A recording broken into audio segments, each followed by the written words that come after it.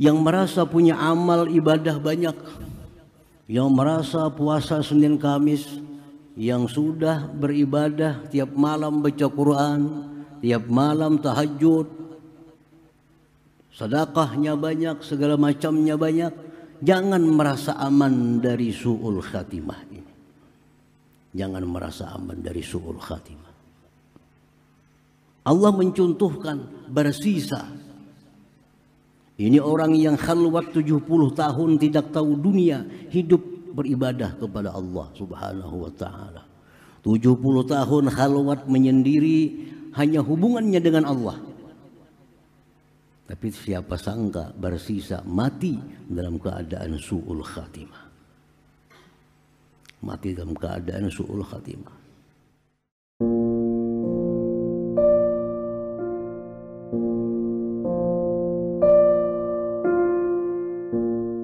Assalamualaikum warahmatullahi wabarakatuh.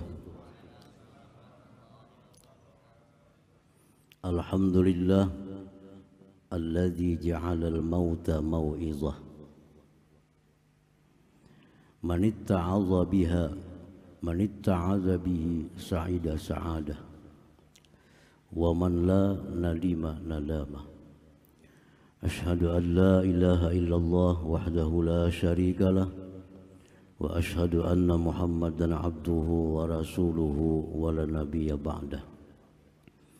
Allahumma salli wa sallim wa barik ala sayyidina Muhammadin khairil wara sajiyah wa ala alihi wa ashabihi wa zurriyyatihi wa atba'ihi ila yaumil qiyamah, amma ba'd. Yang kita muliakan para habaib dan para alim ulama, guru-guru agama, yang kita hormati tokoh masyarakat, tokoh pemerintahan yang hadir pada malam hari ini, yang kita hormati Ta'mir Masjid Al-Ma'sum,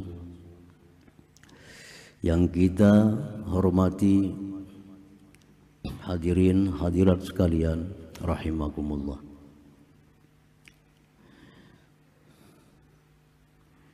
Puji dan syukur yang tidak terhingga kita haturkan kehadirat Allah Subhanahu wa taala,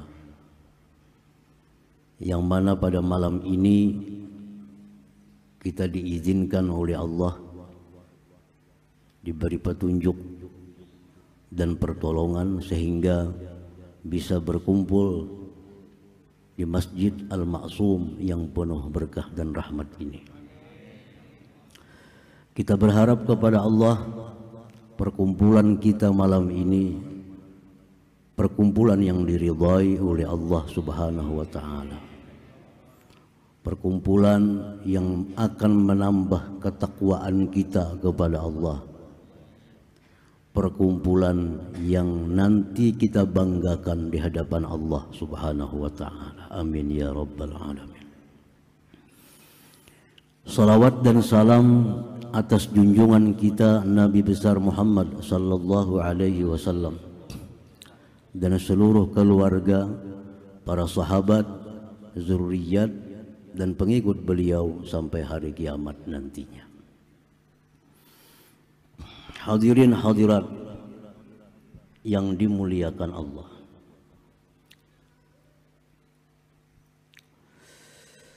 Firman Allah Subhanahu wa taala di dalam kitab suci Al-Qur'an,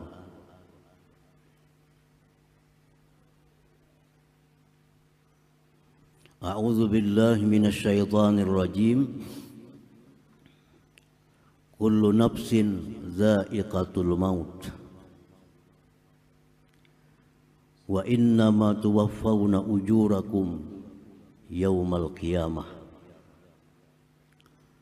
faman zuhziha 'anil nar wa udkhilal jannah faqad faz, ila akhir ayat.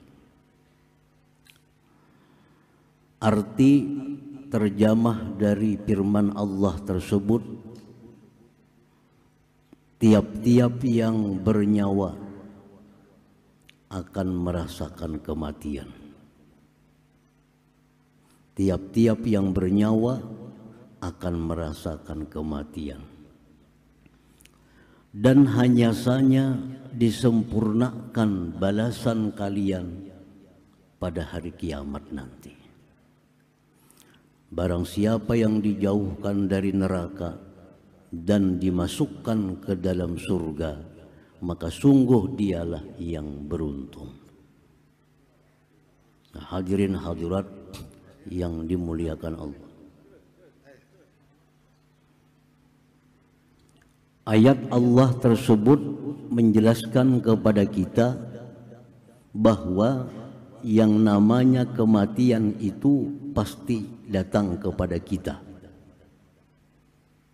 Dan tidak ada jalan sedikit pun untuk bisa menghindar dari kematian bila sudah sampai ajalnya.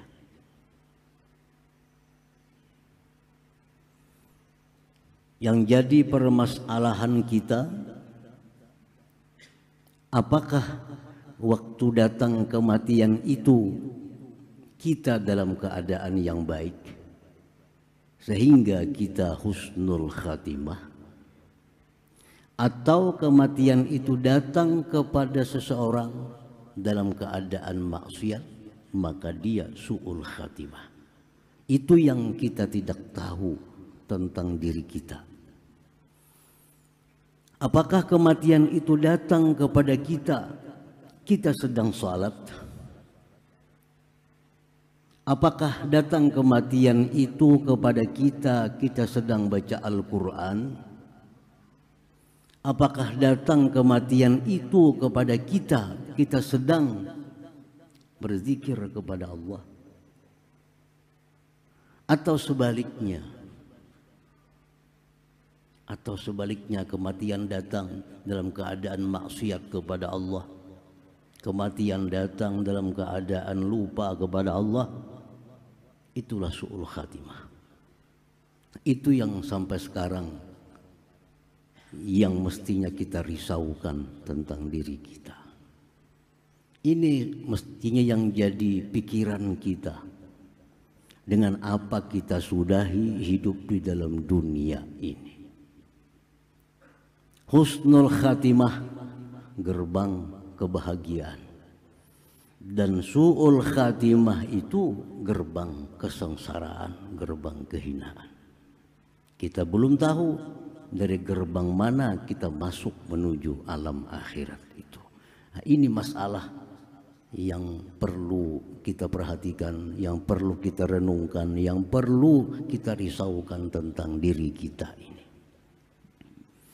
Hadirin hadirat yang dimuliakan Allah. Sahabat Rasulullah sallallahu alaihi wasallam yang bernama Abu Darda radhiyallahu anhu berkata, "Man amina min su'il khatimah mata ala husnil khatimah wallah." Abu Darda sahabat Nabi bersumpah dengan sumpah demi Allah, siapa-siapa yang merasa aman dari mati su'ul khatimah, maka dia pasti akan mati su'ul khatimah. Siapa-siapa yang merasa aman daripada su'ul khatimah, maka dia pasti mati su'ul khatimah. Beliau bersumpah, wallahi. Apabila kita tidak risau, kita tidak khawatir, tidak menyiapkan persiapan yang cukup untuk menghadapi kematian, berarti kita aman dari su'ul khatimah. Tapi bila mana kita khawatir tentang akhir hidup kita, apakah husnul khatimah atau su'ul khatimah, kita khawatir lalu kita bersiap diri, maka diharapkan kita akan dapat husnul khatimah. Hadirin hadirat yang dimuliakan Allah, yang merasa punya ilmu tinggi, yang merasa punya ma'rifat tinggi, jangan aman dari su'ul khatimah. Al-Quranul Karim menceritakan bagaimana seorang hamba Allah yang bernama Bal'am bin Ba'ura, yang keilmuannya sangat tinggi, ma'rifatnya sangat tinggi, keramatnya sangat hebat. Kehebatan Bal'am bin Ba'ura, dia bisa melihat langsung Lauhil Mahfuz sehingga tahu apa yang akan terjadi. Ini keramatnya Bal'am.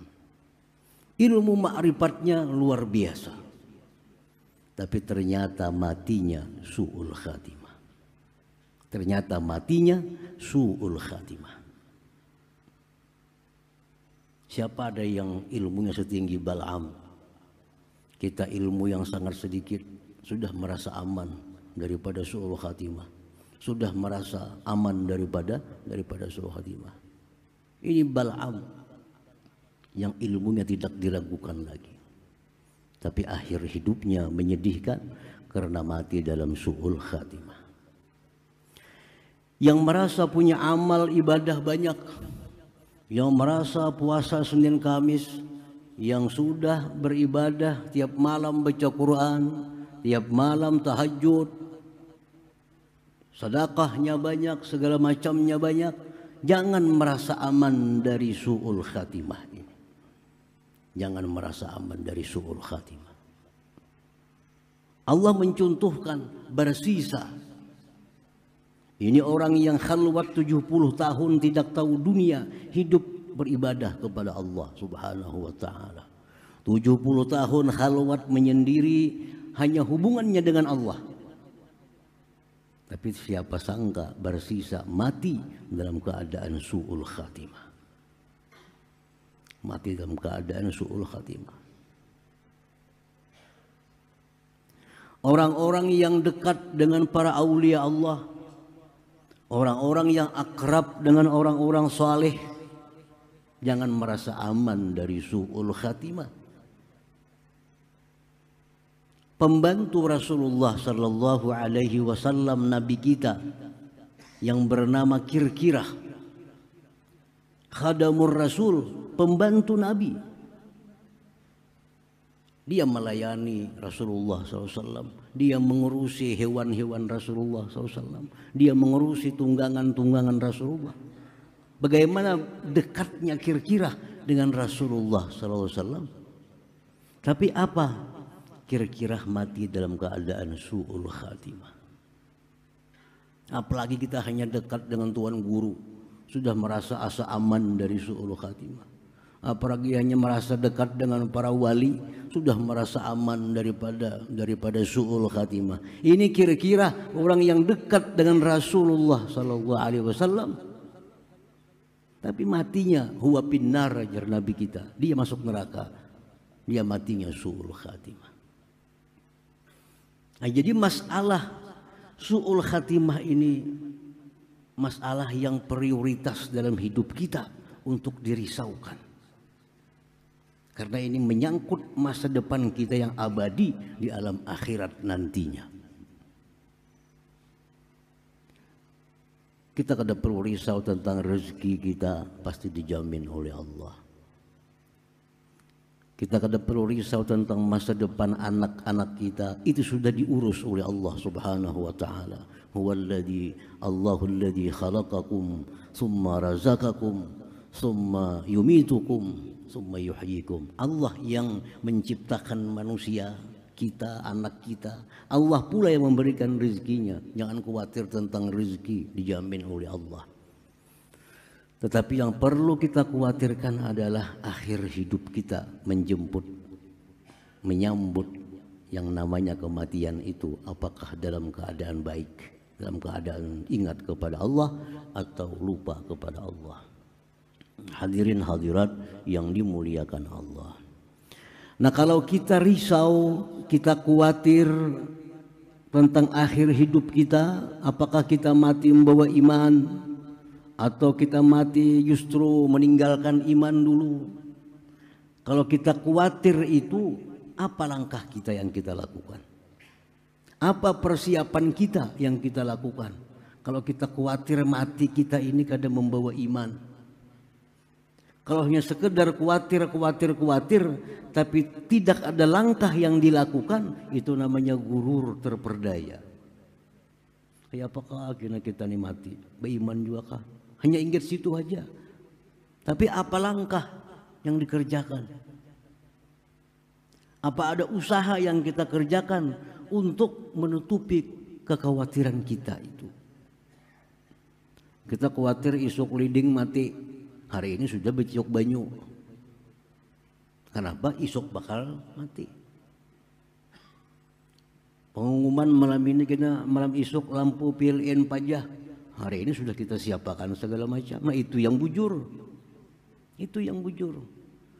Kalau kita tahu bahwa mati kita ini husnul khatimah atau su'ul khatimah, apa persiapan kita untuk menghadapi kematian itu? Nah Rasulullah Sallallahu Alaihi Wasallam memberikan petunjuk, arahan kepada kita persiapan untuk menghadapi kematian supaya mati itu husnul khatimah. Nabi kita memberikan pelajaran kepada kita, memberikan arahan petunjuk kepada kita agar kita bersedia, agar kita bersiap untuk menghadapi kematian supaya kematian itu husnul khatimah. Husnul khatimah itu yang paling rendah, mati membawa iman. Mati membawa iman.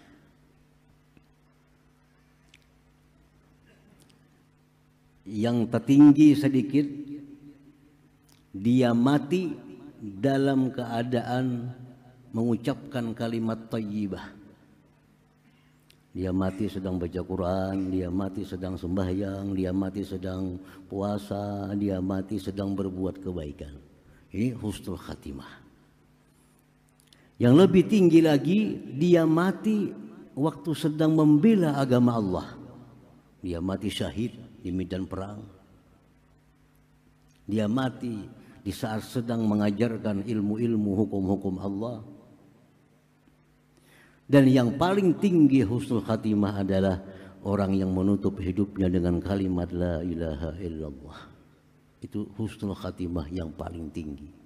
Man kana akhiru kalamihi la ilaha illallah dakhalal jannah. Siapa yang akhir hidupnya itu la ilaha illallah, itu dakhalal jannah, masuk ke surga. Ini husnul khatimah yang tertinggi. Nah keinginan kita mesti keinginan yang tinggi. Kita mesti ingin akhir hidup kita ditutup dengan la ilaha illallah. Tapi jarang sekali ada manusia yang menutup hidupnya dengan kalimat la ilaha illallah itu. Langka sekali orang-orang yang akhir hidupnya mengucap la ilaha illallah itu. Nah hadirin hadirat yang dimuliakan Allah, Rasulullah Sallallahu Alaihi Wasallam mengajarkan sebuah doa untuk orang-orang yang khawatir mati kada membawa iman. Rasulullah mengajarkan doa untuk orang-orang yang takut mati kada membawa iman. Dan doa ini bukan hanya diajarkan oleh Rasulullah dan diamalkan oleh Rasulullah.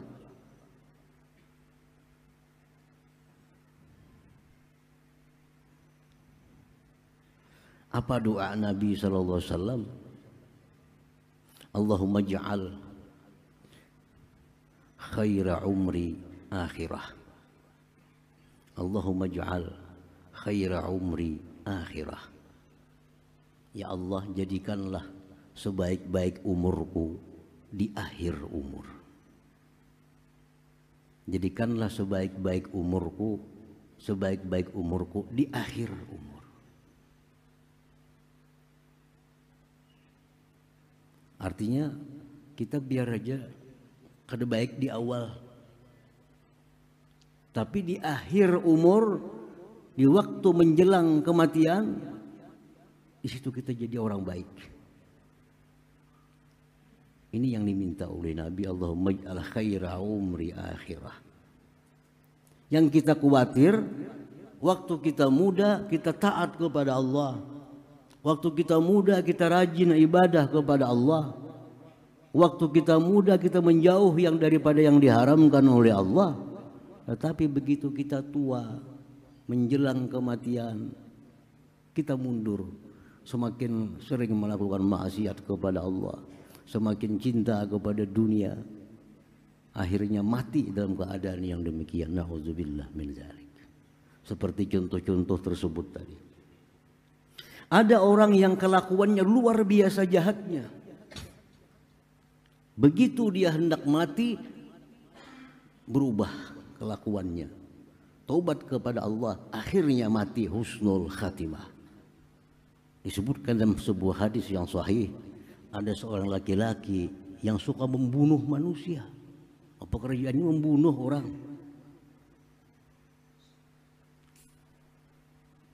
Kalau ada cucuk lawaninya, bunuhnya.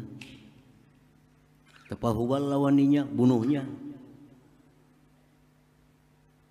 Akhirnya sampai 100 orang dibunuhnya. Ini luar biasa penjahat. 100 orang dibunuh. Tetapi begitu dia menjelang akhir hidupnya, dia diberi Allah hidayah, diberi Allah taubat, sehingga dia mati dalam keadaan taubat kepada Allah, dan mayatnya diambil oleh malaikat rahmat. Nah, ini husnul khatimah.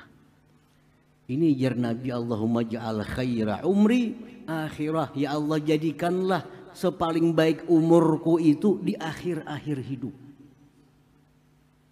Di akhir-akhir hidup itu yang paling penting, umur kita baik. Nah, ini Nabi mengajarkan doa ini, Allahumma ja'al khaira umri akhirah. Ya Allah, jadikanlah sebaik-baik umurku di akhir. Wa khaira amali khawatimah, sebaik-baik amalku di ujungnya. Wa khaira ayyami yauma alqaq, sebaik-baik hariku, hari di mana aku meninggal dunia. Ini doa Nabi kita sallallahu alaihi wasallam. Agar apa doa ini dibaca? Agar mati husnul khatimah. Ada lagi doa Nabi mengajarkan, ya muqallibal qulub sabbit qalbi ala dinik. Hai Tuhan yang membulak-balikkan hati, tetapkan hatiku atas agama Engkau sampai mati. Al-Quran pun mengajarkan doa husnul khatimah. Rabbana la tuzigh qulubana ba'da idh hadaitana wa hab lana min ladunka rahmah innaka antal wahhab. Para aulia-aulia Allah pun mengajarkan doa supaya husnul khatimah. Allahumma inni as'aluka husnal khatimah. Jadi begitu pentingnya husnul khatimah ini untuk jadi perhatian kita. Al-Quran mengajarkan doanya, Nabi-Nabi mengajarkan doanya, para aulia Allah mengajarkan doanya supaya mati husnul khatimah. Jangan kita anggap remeh urusan akhir hidup. Ini yang menentukan nasib kita di akhirat nanti. Jangan dianggap remeh tentang akhir hidup. Banyak orang-orang yang matinya su'ul khatimah itu banyak. Imam Ahmad ibnu Athaillah As-Sakandari menceritakan dalam kitabnya Tajul Arus. Ada orang yang pekerjaannya membongkar kubur. Ini maling spesialis pembongkar kubur. Ada orang mati, kayaknya bongkarnya, ambilnya kainnya, ditapasnya dijual. Nabbasul kubur, pembongkar kubur. Ini pekerjaannya.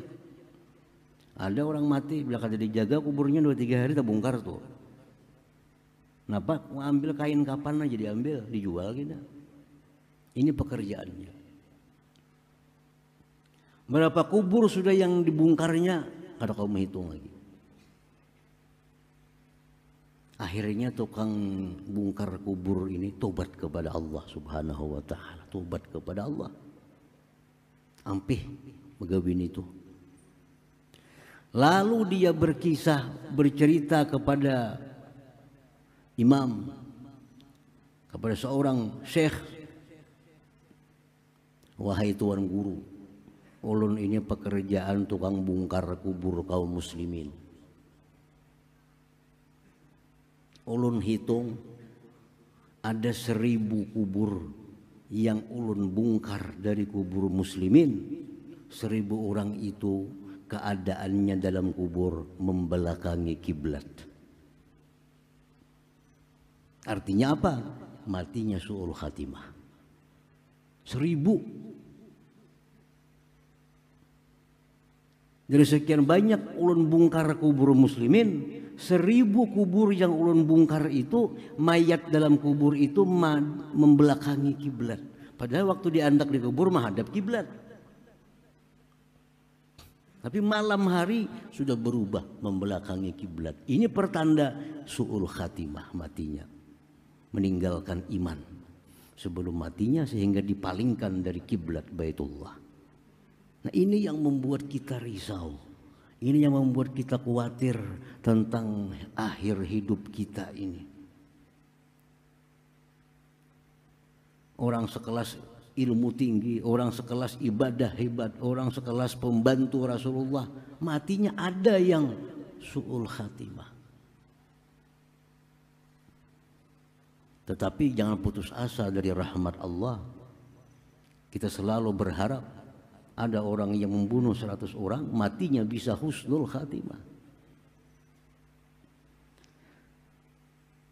Nah, hadirin hadirat yang dimuliakan Allah, jadi urusan akhir hidup ini urusan yang perlu kita pikirkan, urusan yang perlu kita risaukan, dan perbanyak doa kepada Allah agar mati itu husnul khatimah. Habis sembahyang 5 waktu berdoa kepada Allah, Allahumma inni as'aluka husnul khatimah. Ya Allah, aku minta kepada Engkau mati husnul khatimah. Maghrib berdoa, Isya berdoa, subuh berdoa, ya Allah matikan aku husnul khatimah, matikan aku husnul. Tanda bahwa kita khawatir. Abu Darda berkata lagi, wallah, demi Allah,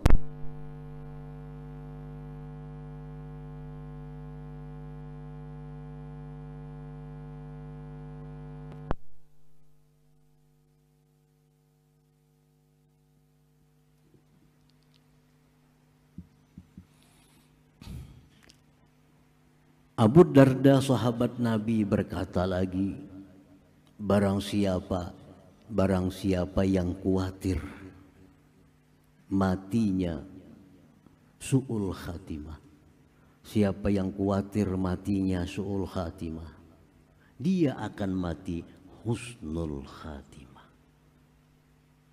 Bersumpah lagi Abu Darda, wallah, demi Allah, siapa-siapa yang khawatir matinya su'ul khatimah, dia akan mati husnul khatimah. Nah, tanda kita khawatir mati kita itu su'ul khatimah, kita minta kepada Allah agar dimatikan dalam husnul khatimah. Hadirin hadirat yang dimuliakan Allah. Nah, ini pertama yang berkaitan dengan urusan kematian ini adalah risaunya kita mengakhiri hidup dalam dunia ini, apakah dengan baik atau dengan tidak baik. Kemudian yang kedua yang berkaitan dengan maut yang pasti akan kita jumpai adalah sakratul maut. Al-Quran mengatakan waja'at sakratul mauti bil haq. Sakratul maut itu pasti datang. Sakratul maut itu, sakratul maut adalah sesuatu keadaan menjelang kematian yang dahsyatnya luar biasa. Ini diceritakan oleh Nabi. Bagaimana dahsyatnya sakratul maut itu luar biasa. Diceritakan oleh Nabi, karena yang mati kada berkisah. Jangan mati ini berkisah, kita ini tuh bersemuaan sudah. Cuma yang mati-mati ini kan ada berkisah. Nabi yang mengisahkan dan Nabi maha benar. Ujar Nabi, sakratul maut itu sesuatu yang sangat dahsyat. Apa dahsyatnya? Satu, tubuh yang sangat sakit menjelang roh keluar tubuh. Kayak apa sakitnya? Nabi mengatakan seperti dipukul 300 kali dengan pedang. Itu sakitnya sakratul maut. Itu hanya dirasakan oleh orang yang mengalaminya. Sakit tubuh. Dua, sakit hati. Kenapa hati sakit? Meninggalkan anak, berpisah lawan bini, berpisah dengan harta, berpisah dengan jabatan, berpisah dengan toko, berpisah dengan duit. Tak pikir duit kurang banyak padang dibagi-bagi orang kaina. Kabunku dibagi-bagi orang, tokoku dibagi-bagi orang. Sakitnya hati luar biasa orang dalam sakratul maut itu.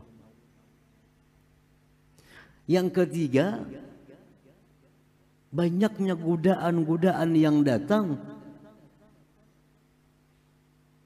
yang akan membuat iman kita tertinggal. Tiga hal ini yang dihadapi. Makanya disebut sakratul maut. Keadaan kematian yang sangat mendahsyatkan kita itu. Awak sudah sakit, hati sakit, tambah lagi banyaknya waswis godaan kiri kanan yang menyuruh kita keluar dari Islam. Semua ini diceritakan oleh Nabi Sallallahu Alaihi Wasallam. Karena hal-hal seperti ini kada bisa lain pada Nabi yang menceritakan.